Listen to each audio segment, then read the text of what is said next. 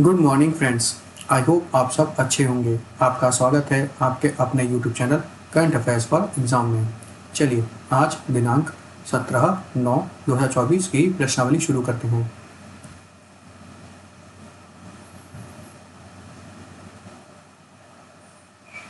हाल ही में भारत ने निम्नलिखित में से किस देश को ऊर्जा परियोजना के लिए पहला भुगतान सौंपा है?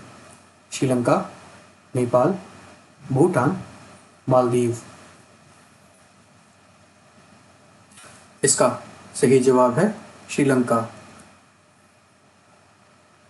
हाल ही में भारत ने श्रीलंका को ऊर्जा परियोजना के लिए पहला भुगतान सौंपा है।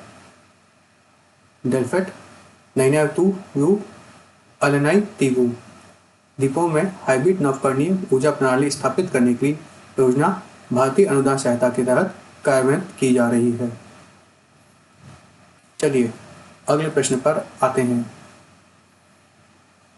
निम्नलिखित में से कौन सा राज्य श्री कृष्ण गमन पथ विकसित करेगा? राजस्थान, मध्य प्रदेश, उपरोक्त दोनों, उपरोक्त में से कोई भी नहीं। इसका सही जवाब है उपरोक्त दोनों। राजस्थान और मध्य प्रदेश श्री कृष्ण गमन पथ विकसित करेंगे। इस पहल का उद्देश्य भगवान कृष्ण की जन्मस्थली मथुरा को मध्य प्रदेश के पवित्र शहर उज्जैन से जोड़ना है। चलिए अगले प्रश्न पर आते हैं। प्रत्येक वर्ष विश्व रोगी सुरक्षा दिवस कब मनाया जाता है? 17 सितंबर, 18 सितंबर, 19 सितंबर, 20 सितंबर।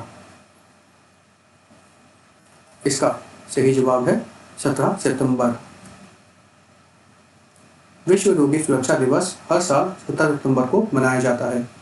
विश्व रोगी सुरक्षा दिवस का उद्देश्य रोगी सुरक्षा और स्वास्थ्य देखभाल प्रथाओं के बारे में जागरूकता बढ़ाना है। विश्व स्वास्थ्य संगठन ने 2019 में इस दिन की स्थापना की थी। 2024 विश्व रोगी दिवस का थीम है improving diagnosis for patient safety with the slogan get it right make it safe. चलिए अगले प्रश्न पर आते हैं। निम्नलिखित में से किसे अंतर्राष्ट्रीय क्रिकेट परिषद का नया अध्यक्ष नियुक्त किया गया है? Mike Brad, Jay Shah, Richard Thomson, Lawson Naidu. इसका सही जवाब है जय शाह। जय शाह को अंतर्राष्ट्रीय क्रिकेट परिषद का नया अध्यक्ष नियुक्त किया गया है। जय शाह इस पद तक पहुंचने वाले सबसे कम उम्र के व्यक्ति बन गए हैं। वह जगमोहन डालमिया, शरद पवार, एन श्रीनिवासन और शशांक मनोहर के बाद आईसीसी चेयरमैन बनने वाले 5वें भारतीय बने हैं। चलिए अगले प्रश्न पर आते हैं। निम्नलिखित में से किसे केंद्रीय औद्योगिक सुरक्षा बल के महानिदेशक के रूप में नियुक्त किया गया है?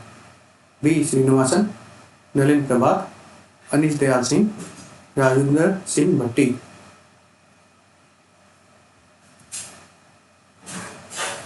इसका सही जवाब है राजेंद्र सिंह भट्टी।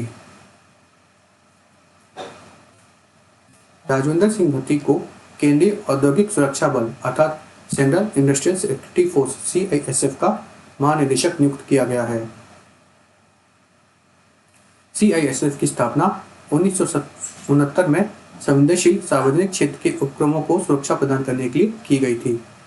यह संघ का एक सशक्त बल है जिसे केंद्रीय औद्योगिक सुरक्षा बल अधिनियम 1968 के तहत स्थापित किया गया था। चलिए अगले प्रश्न पर आते हैं। निम्नलिखित में से कौन सी कंपनी वित्त वर्ष 2024 में 10 लाख करोड़ रुपए का राजस्व पार करने वाली भारत की पहली भारतीय कंपनी बनी है?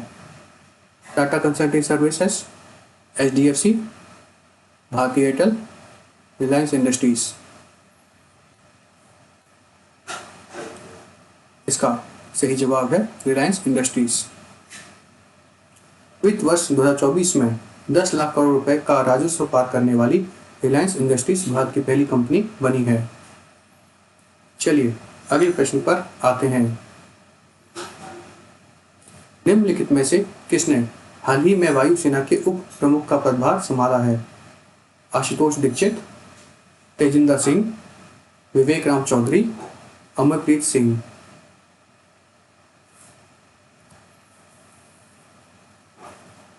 इसका सही जवाब है तेजिंदर सिंह। एयर मार्शल तेजिंदर सिंह ने हाल ही में वायुसेना के उप प्रमुख का पदभार संभाला है। चलिए अगले प्रश्न पर आते हैं। निम्नलिखित में से किस राज्य में मिथुन ने पहली बार आधिकारिक तौर पर रिकॉर्ड बनाया है? असम, महाराष्ट्र, तेलंगाना, बिहार। इसका सही जवाब है असम। मिथुन ने असम में पहली बार आधिकारिक तौर रिकॉर्ड बनाया है। मिथुन को गयाल बोस फ्रैंकलिस के नाम से जाना जाता है। माना गया जाता है कि मिथुन केवल भारतीय राज्यों अरुणाचल प्रदेश, नागालैंड, मणिपुर और मिजोरम में रहते हैं। चलिए अगले प्रश्न पर आते हैं। निम्नलिखित में से किसे नई कैबिनेट सचिव के रूप में नियुक्त किया गया है? राजीव गौबा, मनोज आहूजा, टीवी सोमनाथन, देवेश चतुर्वेदी। इसका सही जवाब है टीवी सोमनाथन।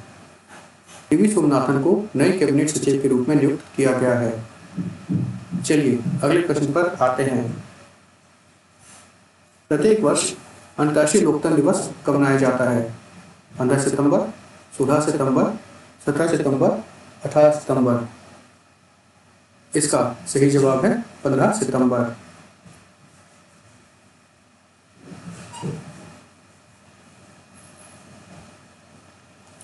अंतर्राष्ट्रीय लोकतंत्र दिवस हर साल 17 सितंबर को मनाया जाता है। यह लोकतांत्रिक मूल्यों को बढ़ावा देने, दुनिया भर में लोकतंत्र की स्थिति की समीक्षा करने का दिन है। यह दिन लोकतंत्र के बनाए रखने में व्यक्तियों, नागरिक समाज, राष्ट्रीय सरकारों और अंतर्राष्ट्रीय समुदाय की भूमिका की याद दिलाता है। यूनेस्को संयुक्त राष्ट्र शैक्षिक, वैज्ञानिक और सांस्कृतिक संगठन शिक्षा, संस्कृति और संचार के माध्यम से लोकतंत्र को बढ़ावा देता है। 2024 लोक का विषय था सभी स्तरों पर आर्टिफिशियल इंटेलिजेंस का प्रभावी प्रशासन सुनिश्चित करना।